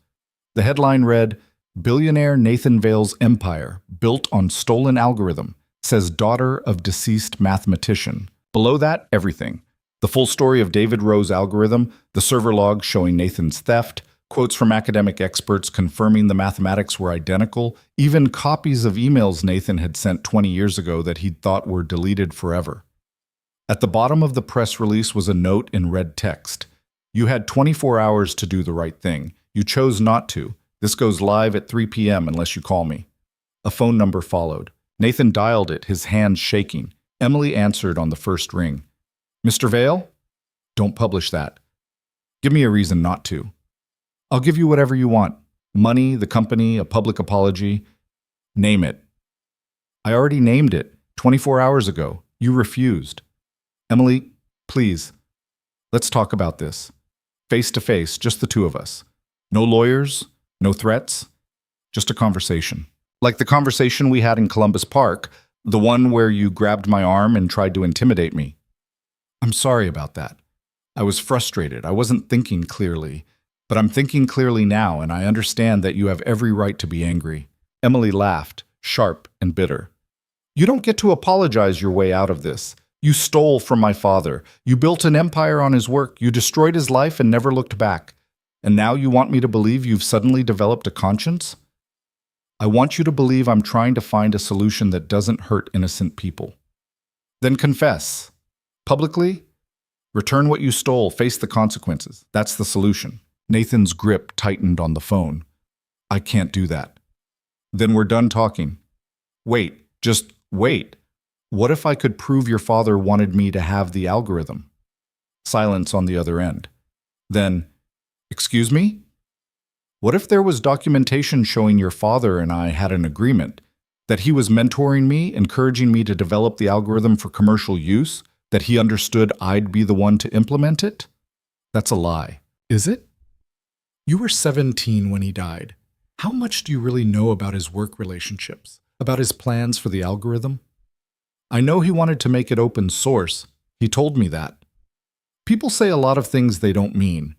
Maybe he told you that because it sounded noble, but in private, he and I had a different arrangement. Maybe he knew the algorithm was too valuable to give away, and he chose me to be his partner in commercializing it. Emily's voice went cold. "You're going to forge documents." "I'm going to find documents that already exist, emails, meeting notes, anything that shows your father and I worked together.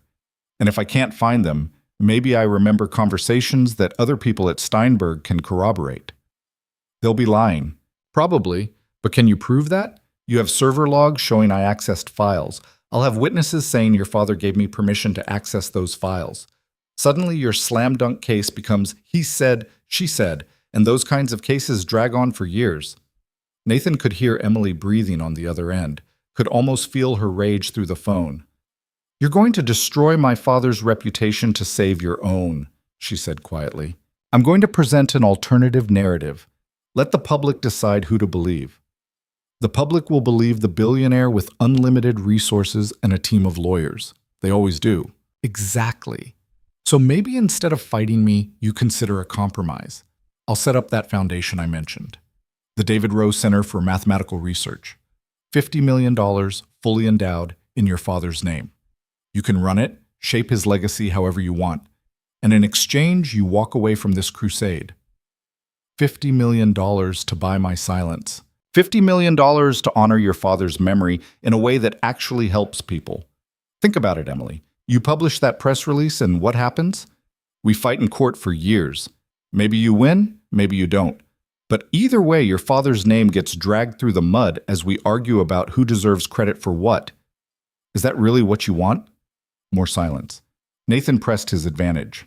"Or you take the money, build something meaningful, and your father's legacy becomes about advancing mathematics instead of about being a victim.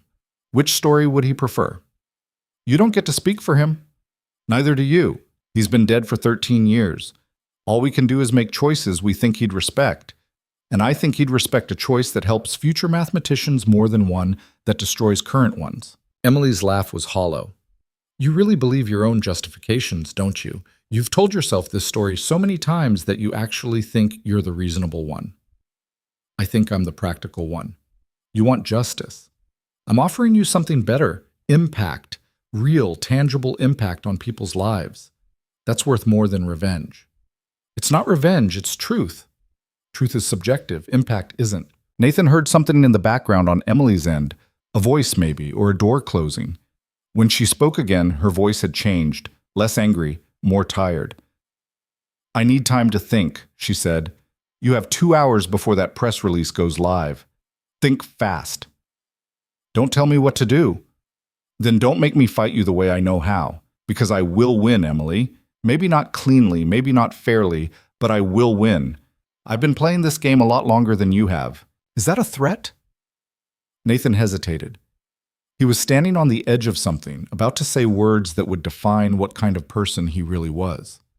"It's a reality check," he said finally. "You're smart, you're determined, and you have right on your side.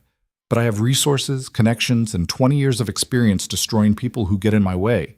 You think you've planned for everything, but you haven't. Because you're still playing by rules I stopped following a long time ago." "What does that mean?" "It means I know about your brother." The silence that followed was absolute. "What about my brother?" Emily asked, her voice dangerous. "Andrew, 25. Currently in rehab in Portland. Very expensive rehab that you're paying for by working yourself into the ground and drowning in debt. If you go anywhere near him..." "I don't need to go near him. I just need to make a phone call to his facility. Explain that there's been a misunderstanding about payment, that the funds you wired might be connected to fraudulent activity, that they should probably hold off on providing treatment until things get sorted out. That's extortion. That's motivation. You publish that press release, and your brother loses his treatment. He relapses, ends up on the street, maybe dies, all because you chose revenge over his life. Emily's breathing had changed, faster, angrier. You would do that. You would threaten an addict, someone who's sick, just to save yourself. I would do whatever it takes to protect what I've built, same as you'd do whatever it takes to protect your brother. We're not that different, Emily. We're nothing alike. Keep telling yourself that. But we both know you're already doing the math, weighing your brother's life against your need for justice, trying to figure out if there's a way to have both or if you're going to have to choose. Nathan heard something that might have been a sob, quickly suppressed. I hate you, Emily said quietly. I know, but hate doesn't change the situation. You can publish that press release and lose your brother, or you can take my offer and save him. Those are your options. There's a third option, which is, I publish the press release, you make good on your threat, and I add extortion and blackmail to the criminal complaints I file. You might hurt my brother, but you'll definitely go to prison. Nathan felt ice in his stomach. She was right. He just confessed to extortion on a phone call that was probably being recorded. Are you recording this? He asked. What do you think? I think you're smarter than I gave you credit for. And I think you're exactly as despicable as I thought you were. Congratulations, Mr. Vale. You just proved every accusation I made about you. The line went dead. Nathan stared at his phone, feeling the situation spiral completely out of control. He'd threatened her brother, admitted it on tape, and given her ammunition she could use to destroy him even more thoroughly than the original fraud allegations. He'd panicked, made the exact mistake he'd spent 20 years training himself not to make. His office door opened without warning. Catherine Marsh stood there, her face pale. Tell me you didn't threaten her brother, she said. How did you? Because I just got a call from Emily Rowe's lawyer. They have a recording of your entire conversation, including the part where you threatened to cut off a recovering addict's medical treatment. They're prepared to file criminal charges within the hour unless you agree to their terms. Nathan sat down heavily. What terms? Catherine pulled out a document and dropped it on his desk. Full public confession. Resignation from Vale Capital effective immediately. Transfer of all assets derived from the stolen algorithm to a trust managed by Emily Rowe. And a formal apology to be delivered at a press conference tomorrow morning. That's everything. That's everything. Plus, they're demanding you surrender yourself for criminal prosecution. No plea deals, no reduced charges. You take full responsibility and face whatever consequences the DA decides are appropriate. Nathan looked at the document, the words blurring together. And if I refuse, then the recording goes public, the press release goes live, and you'll face extortion charges on top of the fraud. Emily's lawyer was very clear. They have you on tape threatening a disabled person's medical care. That's a felony in New York, Nathan. You could get 7 years just for that. Nathan's hands were shaking. I didn't mean it. I was just trying to scare her. Doesn't matter, you said it. It's recorded, and intent is irrelevant for extortion charges. He stood up, paced to the window, pressed his forehead against the glass. 34 floors below, Manhattan continued its endless motion, completely indifferent to his crisis. There has to be a way out, he said quietly. There isn't. You lost, Nathan. You lost the chess game, you lost the PR battle, and now you've lost the legal battle. The only question is whether you surrender with some dignity or whether we drag this out and make it worse. Nathan closed his eyes.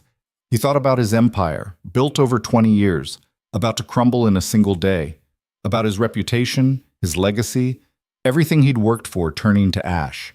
And he thought about Emily Rowe feeding pigeons in Columbus Park, calm and certain and absolutely unbreakable.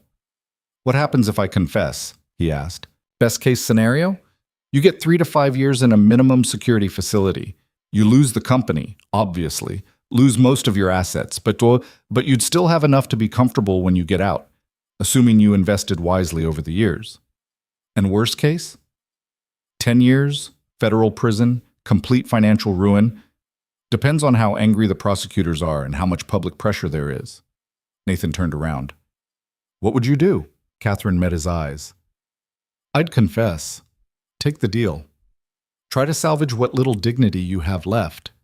But I'm not you, Nathan. I didn't build an empire by taking the easy way out. There's nothing easy about this. No.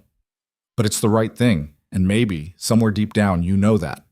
Nathan looked at the document on his desk, looked at Catherine, looked at his office with its expensive furniture and meaningless awards. "I need to make a call," he said. Catherine nodded and left. Nathan picked up his phone and dialed Emily's number. She answered immediately. "Have you made a decision?" she asked. "I want to meet. One more time. Face to face. Just us. No lawyers, no recordings. I'll come to wherever you are." "Why?" "Because I need to understand something. You've won. You have everything you wanted. So why do I get the feeling this isn't about justice at all?" Emily was quiet for a moment. "Where I live, 1 hour. Come alone." She gave him an address in Washington Heights and hung up. Nathan told Marcus to bring the car around. The address led to a fifth-floor walk-up in a building that had seen better days probably 30 years ago. Nathan climbed the stairs, his expensive shoes echoing on cracked linoleum, passing doors with peeling paint, and the smell of cooking food mixing with mildew. Emily's apartment was at the end of the hall. She opened the door before he could knock. "Come in," she said. The apartment was tiny. A studio, maybe 400 square feet, with a kitchenette that barely fit a stove and a refrigerator that hummed too loudly. A futon doubled as both couch and bed. A desk covered in papers and textbooks sat under the only window. On the wall, a single photograph. Emily as a child with her father, both of them smiling at a chessboard. Nathan stood in the middle of the room, feeling absurdly out of place in his $3,000 suit. "This is where you live," he said. "This is where I live." "While I have a penthouse on Park Avenue." "Yes." "Because I stole your father's work." Emily gestured to the futon. "Sit." Nathan sat. Emily remained standing, arms crossed, looking at him with an expression he couldn't read. "You wanted to understand why I'm doing this," she said. "So I'll tell you. When my father died, I was 17, still in high school, no other family, nowhere to go. His life insurance had lapsed because he couldn't afford the premiums. His savings were gone, spent on lawyers trying to fight you. I ended up in foster care for 6 months until I turned 18. She moved to the window, looking out at the street below. I survived. Got scholarships, worked 3 jobs, made it through MIT and Columbia. Built a life for myself despite everything. And I told myself I'd moved past what you did, that I'd forgiven the past and focused on the future. But you hadn't. No. Because every time I struggled to pay rent, every time my brother needed help I couldn't afford to give, every time I had to choose between food and textbooks, I thought about you. Living in luxury built on my father's genius, and I realized forgiveness was just another word for giving up. Emily turned to face him. So I spent 2 years planning this. Every detail, every move. I studied you like you were a chess opponent, learned your patterns, found your weaknesses, and I realized the only way to beat you was to make you beat yourself. The chess game was just the opening. Everything else, the press release, the recordings, the leverage, that was the end game. But I needed you to see it coming, to know you were losing, to feel what my father felt when you destroyed him. Nathan stood up. You wanted me to suffer. I wanted you to understand there's a difference. Is there? Emily moved closer and Nathan could see tears in her eyes. My father wasn't perfect. He was naive, too trusting, believed people were fundamentally good. But he was brilliant and kind, and he deserved better than to die broken because someone he trusted betrayed him. And you didn't just steal his work, Nathan. You stole his faith in people, his hope, his future. You took everything that mattered and turned it into money. I can't undo that. No, but you can admit it. You can face consequences. You can stop pretending you earned something you stole. That's all I want. Not revenge, just truth. Nathan looked at her, 30 years old, living in a shoebox apartment, drowning in debt, fighting a battle she should have lost a dozen times over. And somehow she'd won anyway. If I confess, he said slowly, if I do everything you're asking, what happens to you? What do you mean? You've spent 2 years on this, sacrificed your career, your education, your life. Once it's over, what's left? Emily smiled, sad and tired. I don't know. Maybe I finish my doctorate. Maybe I become a teacher. Maybe I just try to be the person my father thought I could be. That's not much of a plan. It's more than you'll have. At least I'll be free. Nathan nodded slowly. He reached into his pocket and pulled out his phone. I'm going to call my lawyer, he said. Tell her I'm accepting the terms. Full confession, resignation, everything. But I have one condition. You're not in a position to make conditions. Just one. The $50 million for the foundation. That still happens. In your father's name. You run it however you want, but it exists. That's non-negotiable. Emily studied him. Why? Because you're right. He deserved better. And maybe this is the only way I can give him something close to what he should have had. That doesn't erase what you did. I know, but it's something. And something is better than nothing. Emily considered this. Then, slowly, she nodded. Okay. The foundation happens, but you don't get to be involved. Not your name, not your input, nothing. It's for my father, not for you. Agreed. Nathan made the call to Catherine, explained his decision. She tried to talk him out of it one more time, but he cut her off. Just draw up the documents, he said. I'll sign them tomorrow. He hung up and looked at Emily. It's done, he said. You won. Emily didn't look triumphant. She just looked tired. Nobody won, she said quietly. My father's still dead. Your company's still collapsing. All we did was make sure the truth came out. That's not winning. That's just ending. Nathan moved toward the door, then stopped. For what it's worth, he said, you're the best opponent I've ever faced. On the chessboard and off it. That's not a compliment. It is, actually, the highest one I can give. He left, walking down 5 flights of stairs and out into the Washington Heights evening. Marcus was waiting with the car. Where to, Mr. Vale? He asked. Nathan looked back up at the building, at the window on the 5th floor where a light still burned. Home, he said. I think I'm done for the day. The car pulled into traffic, and Nathan closed his eyes, feeling the weight of 20 years of lies finally lift. It hurt more than he'd expected. But Emily was right. At least now he was free. The press conference was scheduled for 10 in the morning at the Waldorf Astoria, neutral territory that Catherine had chosen specifically because it was public enough to prevent Nathan from backing out, but prestigious enough to maintain some shred of dignity. Nathan arrived at 9:30, walking through a gauntlet of reporters and camera crews already setting up in the hotel's grand ballroom. Flashes went off in his face. Questions were shouted that he didn't answer. Someone from CNN tried to block his path until hotel security intervened. Catherine was waiting in a side room, along with Emily and her lawyer, a sharp-eyed woman named Rebecca Torres, who looked like she'd spent the entire night preparing for battle. Mr. Vale, Rebecca said without offering her hand. We have the documents ready for your signature. The stack of papers was 3 inches thick. Confession of fraud. Resignation from Vale Capital. Transfer agreements for assets totaling nearly $2 billion. A statement to be read aloud at the press conference, every word carefully negotiated over the last 18 hours. Nathan picked up a pen, then paused. Can I have a moment with Emily? He asked. Alone. Rebecca started to object, but Emily touched her arm. It's fine, Emily said. 5 minutes. Catherine and Rebecca left, though neither looked happy about it. The door closed, and Nathan and Emily were alone in a room that had probably hosted 1,000 business negotiations over the years. None of them had felt quite like this. Cold feet? Emily asked. Second thoughts, Nathan said, about whether this is actually going to accomplish anything.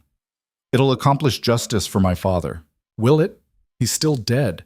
Vale Capital is still going to collapse, taking hundreds of jobs with it. The algorithm will probably end up getting buried in legal proceedings for years. Who does any of this actually help? Emily sat down in one of the chairs, and Nathan noticed for the first time how exhausted she looked. Dark circles under her eyes, hair that hadn't been washed in a couple of days, the weight of 2 years of planning finally catching up to her. You want me to say this was all worth it, she said quietly, that justice makes everything better, that holding you accountable somehow brings my father back or fixes what was broken. But I can't say that because I don't know if it's true. Then why are we doing this?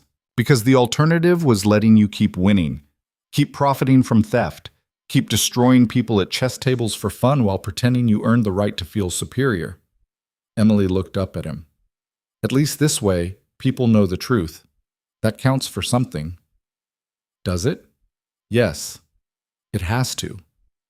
Nathan sat down across from her, the two of them facing each other like they had at the Meridian Room just 2 nights ago. It felt like years had passed since then. I've been thinking about that chess game, Nathan said. The blundered bishop. You knew I'd cheat, didn't you? You predicted it, planned for it, turned it into your trap. Yes. How? Emily smiled slightly. Because I watched you play for 8 months. I saw how you treated opponents when you were winning, the cruelty, the humiliation, the need to not just beat them, but break them. And I knew that when you were losing, you'd get desperate, do whatever it took to avoid that feeling of powerlessness. So you gave me the opportunity to cheat. I gave you the opportunity to show who you really are. You chose to take it, Nathan nodded slowly. That's what this whole thing has been, hasn't it? Not just about exposing the fraud, but about exposing me, making me reveal my own ugliness. You did that yourself. I just set up the board. And now we're at the end game. Now we're at the end game, Emily agreed. Nathan looked at the stack of documents waiting for his signature. 20 years of his life reduced to legal boilerplate and transfer agreements. When you beat me at chess, he said, you told me I was missing the point, that it wasn't about you winning, it was about me understanding what I'd been doing to people. Have I understood, or am I still missing it? Emily was quiet for a long moment. When she spoke, her voice was softer than he'd heard it before. I think you understand what you did. I'm not sure you understand why it mattered. To my father, mathematics wasn't about making money or gaining an advantage. It was about finding truth, sharing knowledge, making the world a little bit better. You took that and turned it into a weapon, into a way to accumulate power. That's the part I don't think you'll ever really get. Because I'm too broken? Because you're too scared of being ordinary, of being vulnerable, of admitting you're not as special as you need to believe you are. Nathan felt something crack inside him, not anger this time, but something closer to grief. My father died when I was 8, he said quietly. Heart attack, same as yours. But he didn't leave me any legacy except debt and disappointment. I spent my whole childhood watching my mother work 3 jobs to keep us afloat, watching her slowly give up on everything she'd wanted from life. And I promised myself I'd never be powerless like that, never be at the mercy of other people's decisions. So you decided to be the one making the decisions. I decided to be the one who won, no matter what it cost. And what did it cost? Nathan looked at her. Everything that mattered. Emily nodded, like she'd expected that answer. For what it's worth, I'm sorry about your father too. But Nathan, you can't use your pain as an excuse to cause more pain. That's not survival. That's just spreading the damage. I know that now. Do you? Or are you just saying what you think I want to hear? Nathan stood up, walked to the window, looked out at New York. The city where he'd built his empire, where he'd transformed himself from a scared kid into someone people feared. And now it was all coming apart. I don't know, he admitted. I've spent so long being the person I thought I needed to be that I'm not sure who I actually am underneath. Maybe there's nothing there. Maybe I really am just ambition and fear held together by expensive suits. There's something there, Emily said. Something that felt guilty enough to offer my father's foundation. That's not nothing. It's also not enough. No, but it's a start. Nathan turned around. What happens to you after this? After the press conference, after the legal proceedings, after everything settles? What do? I told you. Finish my doctorate, maybe teach, try to build a life that would make my father proud. That's still not much of a plan. Emily laughed, tired but genuine. Says the man who's about to have no plan at all. At least I'm not facing criminal charges. Fair point. Nathan walked back to the table, picked up the pen and started signing documents. His confession, his resignation, the transfer agreements, page after page, his signature destroying everything he'd built. When he finished, he looked up at Emily. The foundation, he said. I meant what I said. 50 million, in your father's name, no strings attached. But I need you to promise me something. I'm not in the mood for conditions. Not a condition, a request. Use it to help people like you, kids who lost parents, who are drowning in debt, who have the talent but not the resources. Give them what you didn't have. Emily took the signed documents, her expression unreadable. Why does it matter to you? Because maybe if something good comes from this mess, it won't have been completely pointless. I can't undo what I did to your father, but maybe I can keep it from happening to someone else's. That sounds like you're trying to buy redemption. I'm trying to do something that isn't completely selfish for the first time in 20 years. If that's buying redemption, I'll take it. Emily gathered the documents into a folder. Okay, the foundation helps kids like me. But Nathan, that doesn't make us even. It doesn't erase what you did or make you a good person. It just means you're capable of one decent act after a lifetime of terrible ones. I know. Good.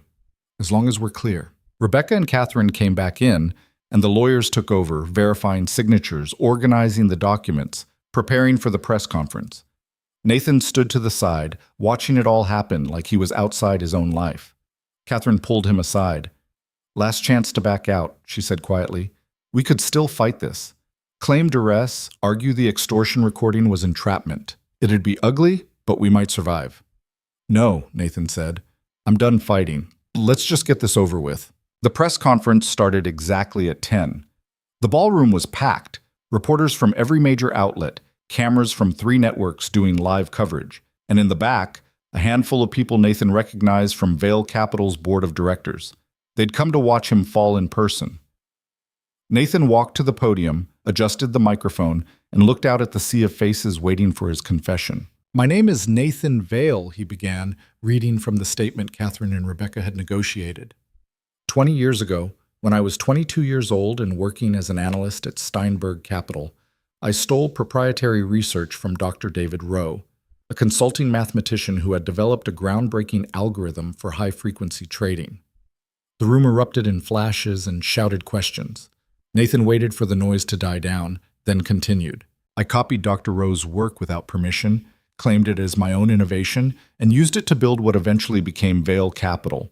Everything I've achieved in the last 20 years, every dollar earned, every accolade received, every success celebrated, was built on that initial theft. His voice was steady, mechanical, reading words that had been carefully crafted to admit guilt without providing ammunition for criminal prosecution. But standing there, speaking the truth out loud for the first time, Nathan felt something unexpected. Relief. Dr. Rowe attempted to challenge my theft through legal channels. I used superior resources and legal representation to defeat those challenges. The stress of that fight, combined with financial devastation from legal fees, contributed to Dr. Rowe's fatal heart attack at age 53. He died without recognition for his work, without compensation, and without justice. Nathan paused, looked up from the statement, found Emily standing at the back of the room. Until now, he added, off script. His daughter, Emily Rowe, has spent the last 2 years documenting the truth about her father's work. She has proven, beyond any reasonable doubt, that I built my empire on stolen genius, and she has forced me to finally face consequences I should have faced 20 years ago. Catherine was making cutting motions from the side of the room, trying to get him back on script, but Nathan ignored her. I am resigning from Vail Capital effective immediately. I am transferring all assets derived from the stolen algorithm to a trust that will be managed by Emily Rowe for the benefit of her father's legacy. And I am cooperating fully with authorities to ensure that appropriate criminal charges are filed. The room exploded again, reporters shouting over each other, cameras pushing forward for better angles. Nathan raised his voice. I spent 20 years telling myself that I deserved my success, that I'd improved on Dr. Rowe's work enough to earn credit. That business was brutal, and people got hurt, and that was just reality. But those were lies, comfortable lies that let me sleep at night and feel superior during the day. He looked directly at Emily now. The truth is simpler and uglier. I was a scared kid who saw an opportunity to stop being powerless, and I took it without caring who it hurt. I turned theft into empire and cruelty into strategy, and I convinced myself that winning made me right. Nathan's hands were shaking. He gripped the podium to steady them. To Emily Rowe, I offer an apology that will never be sufficient. To everyone who worked at Vail Capital, who invested in our funds, who trusted my leadership, I am profoundly sorry for building your livelihoods on a foundation of fraud. And to David Rowe, who deserves so much better than what I gave him, I hope that this confession and the foundation being established in his name represents a small step toward the justice he was denied. Nathan folded the statement, looked out at the cameras. I have no excuses. I have no justification. I made choices that destroyed lives, and I'm finally facing the consequences of those choices. That's all I have to say. He walked away from the podium as questions erupted behind him. Catherine intercepted him, her face pale. What the hell was that? She hissed. Half of what you said wasn't in the statement. You just gave prosecutors everything they need for a maximum sentence. Good, Nathan said. Maybe I should have done it 20 years ago. He left through a side door, avoiding the crush of reporters, and found himself in a service hallway that smelled like industrial cleaner and old carpet. Emily was there, waiting. That was more than we agreed to, she said. I know. You're going to prison, probably for a long time. I know that too. Emily studied him, and Nathan couldn't tell what she was thinking. Do you feel better? She asked. Now that you've confessed? Nathan considered the question. No, but I feel less heavy. Is that the same thing? I don't know. I've never carried guilt like yours. Lucky you. They stood in the hallway, two people who'd destroyed each other in different ways, and neither of them seemed to know what to say next. My brother, Emily said finally. Andrew, if he relapses after this, after you threatened him, that's on you too. Nathan felt shame wash over him. I never actually made the call to his facility. I just said I would. But that doesn't make it better, does it? No. For what it's worth, I'll make sure the foundation includes funding for addiction treatment. Something good should come from something that ugly. You can't fix everything with money. I'm starting to understand that. Emily turned to leave, then stopped. Nathan, when you get out of prison, assuming you survive it, what are you going to do? I have no idea. Figure it out. Because the world doesn't need another Nathan Vale using intelligence as a weapon. It needs whatever person you might become if you actually dealt with your fear instead of weaponizing it. She walked away, and Nathan was alone in the service hallway, his empire in ruins, his future reduced to whatever a judge decided, and somehow feeling more human than he had in decades. The criminal proceedings moved faster than Catherine had predicted. The Manhattan DA, sensing political opportunity and genuine outrage, filed charges within a week. Wire fraud, securities fraud, theft of trade secrets, and because the prosecution was feeling ambitious, racketeering, Nathan pleaded guilty to everything. His lawyer begged him to fight at least some of the charges, to negotiate for reduced sentences, to use every legal tool available. But Nathan was done fighting. He stood in court, admitted his guilt in detail that made the judge's eyebrows rise, and accepted the sentence without appeal. 12 years. Federal prison, minimum security, eligible for parole after 8 if he maintained good behavior. The day he turned himself in, Nathan's assets were completely frozen. Vale Capital had already collapsed, its investors fleeing to safer funds, its employees scattering to competitors. The algorithm that had made billions was confiscated as evidence, probably to be buried in government archives and forgotten. Everything Nathan had built disappeared in less than a month, but the David Rowe Foundation survived. Emily had used the $50 million to establish something genuine, not just scholarships, but a full program for kids who'd lost parents and were trying to pursue mathematics or computer science despite financial devastation. The first class of fellows was announced 6 months after Nathan went to prison, and according to the news article someone sent him, Emily had given a speech about her father that made people cry. Nathan spent his first year in prison learning what powerlessness actually felt like. Not the abstract fear of it he'd carried since childhood, but the concrete reality. Shared cells and communal showers, and following orders from guards who didn't care that he used to be a billionaire. Being nobody, with nothing, and having to figure out who he was underneath. It was the hardest thing he'd ever done. In his second year, Nathan started teaching chess. The prison had a recreation room with a few battered boards, and someone had noticed him playing alone, working through games from memory. Word spread that he'd been some kind of chess genius on the outside, and inmates started asking for lessons. Nathan agreed, with one condition: no money, no favors, no debts, just chess. He taught them the same way David Rowe had taught him, all those years ago before Nathan had betrayed that trust. With patience, with respect, focusing on beauty and strategy instead of domination. And something strange happened. The anger that had driven him for 20 years started to loosen its grip. By his third year, Nathan was running a full chess program. He'd convinced the warden to buy better boards, had organized a tournament that became an annual event, and had started writing letters to mathematics teachers at local schools, asking if they wanted someone to teach chess to struggling students by correspondence. Emily answered one of those letters. I heard what you're doing, she wrote. teaching chess to inmates, trying to make it about learning instead of winning. My father would have appreciated that. I'm not ready to forgive you, and I'm not sure I ever will be, but I think he'd want me to acknowledge that you're trying to be different, so I'm acknowledging it. They started corresponding. Short letters at first, careful and formal. Emily would tell him about the foundation, about the students they were helping, about her own life. She'd finished her doctorate, was teaching at Columbia now, in her father's old department. Nathan would tell her about the chess program, about the inmates he was teaching, about slowly learning to exist without the armor of wealth and power. Neither of them mentioned the past directly. The betrayal, the theft, the destruction. It sat between them like a chessboard after checkmate. Still there, still real, but the game was over. In his 5th year, Nathan got a letter that wasn't from Emily. "My name is Andrew Rowe," it began. "You don't know me, but you threatened to cut off my rehab funding 2 years ago when you were trying to hurt my sister. I wanted you to know that I've been clean for 18 months now. I'm working at a community center in Portland, helping other addicts find treatment, and I'm alive because Emily refused to let your threat stop her from doing the right thing." The letter continued. "Emily doesn't know I'm writing this. She'd probably tell me not to, but I thought you should know that the worst thing you ever threatened to do, taking away my treatment, letting me die, didn't happen.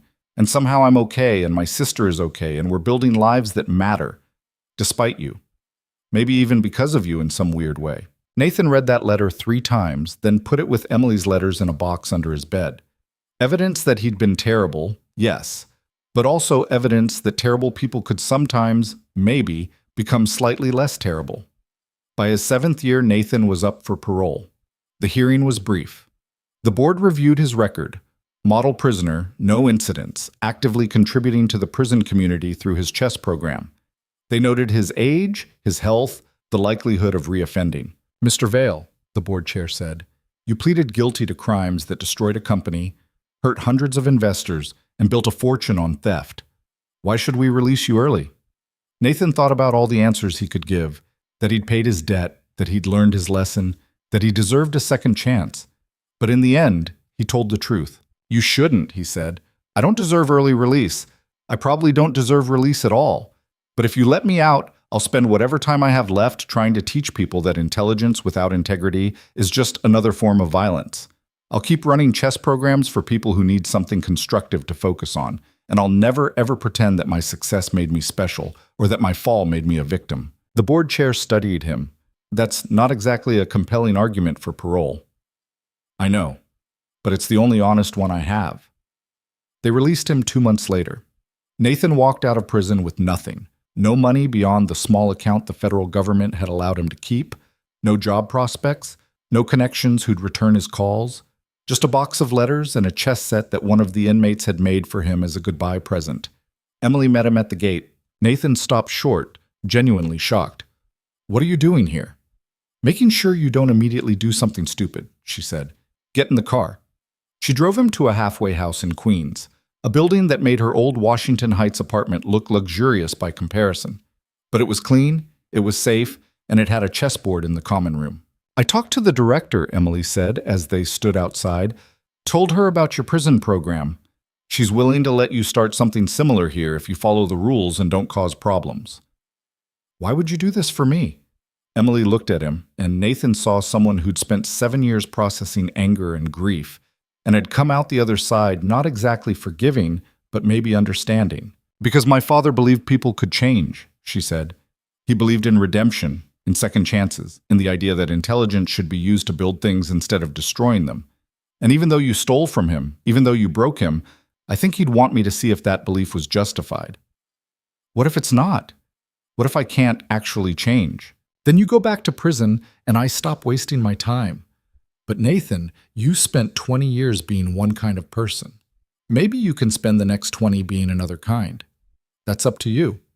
She handed him a folder. Inside was information about the David Rowe Foundation, along with a proposal. "We're expanding the chess program," Emily explained, "taking it into prisons, halfway houses, community centers, places where people need structure and purpose and something beautiful to focus on. I need someone to run it who understands chess and understands what it means to lose everything. The pay is terrible, and the work is hard, and you'll spend the rest of your life in your father's shadow, making up for what you did. Nathan looked at the proposal, then at Emily. This is a job offer? This is a chance. What you do with it is up to you. Nathan thought about the Meridian Room, about playing chess to humiliate people, about using intelligence as a weapon. Then he thought about teaching inmates to see beauty in combinations, about letters from recovering addicts, about the possibility of being someone different. I'll take it, he said. Good. You start Monday. Don't be late. Emily turned to leave, then paused. Nathan, my father used to say that chess teaches you how to lose gracefully, that the measure of a player isn't how they win, but how they handle defeat. You've lost everything. The question is whether you can lose it gracefully enough to find something worth building from the ruins. What do you think? Nathan asked. I think you're capable of it, but I also thought you were capable of decency 20 years ago, and I was wrong. So prove me right this time. She left, and Nathan stood outside the halfway house with a folder full of second chances and absolutely no idea if he deserved them. But maybe that was the point. Maybe deserving had never been what mattered. 10 years later, the David Rowe Foundation operated chess programs in 43 states, serving thousands of at-risk youth and incarcerated individuals. Nathan ran the curriculum development, traveling to prisons and community centers, teaching people who'd lost everything how to find beauty in 64 squares. He never got rich again, never regained his reputation, never stopped being known as the guy who stole billions and went to prison. But on a Thursday afternoon in a community center in the Bronx, Nathan sat across a chessboard from a 15-year-old kid named Marcus whose father had died 2 years ago and whose family was drowning in debt. The kid was raw talent wrapped in anger, moving pieces like he was trying to hurt them. You're playing too aggressive, Nathan said quietly. Chess isn't about destroying your opponent. It's about finding the truth of the position. What truth? Marcus snapped. That I'm going to lose? That winning and losing aren't the point. Understanding is the point. Beauty is the point. Using your intelligence to build something instead of tearing things down. Marcus made a move, aggressive and flawed. Nathan showed him why it didn't work, then showed him a better option.